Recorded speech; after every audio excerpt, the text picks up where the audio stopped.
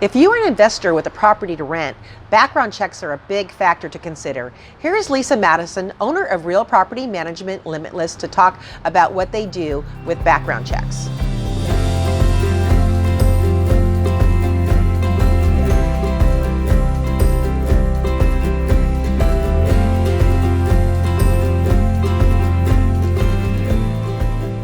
Hi everyone, I'm here with Lisa Madison. She's with RPM Property Management Limitless. She has her own property management company, and a big piece of having your home rented out is background checks and screening. Can you tell us that process? Yes, so we do a very comprehensive tenant screening process, because if you don't have the right tenant in, you're opening yourself up for vacancy, and vacancy is the biggest way that you're losing money.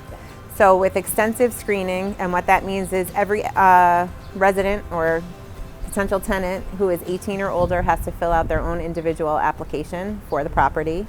We do employment checks, not just going back to one, but possibly two and need be three.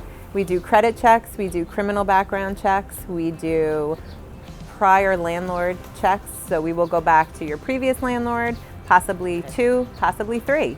Okay. And we do all sorts of verification to ensure that the tenant is who he or she says he is, and also that they are able to satisfy the rent requirements needed to rent your property. Okay. So it's important to make sure that you have the right tenant in place, and that you have a good, trustworthy relationship with that tenant, because you're obviously investing your time and energy into giving them your property and trusting that they're going to take care of it. Right. So with proper tenant screening, you're avoiding a lot of the hassle and headache that could come down the road. Do you check assets?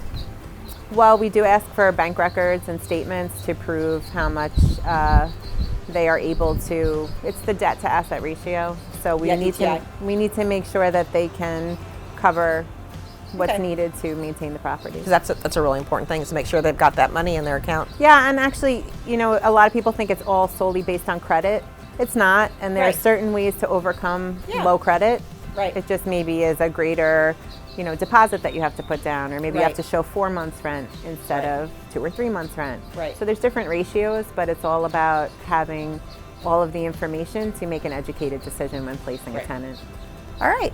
So if anybody out there is currently renting out their home and they're doing all the work themselves, maybe they are looking at renting out their home because they want to buy another piece of property, feel free to reach out to me. I think it's a great idea to sit down with someone like Lisa doing, that handles property management. There's a lot that goes into it, and she can sit down and go over with you kind of what's involved, and maybe take that headache off your hands. Thank you very much.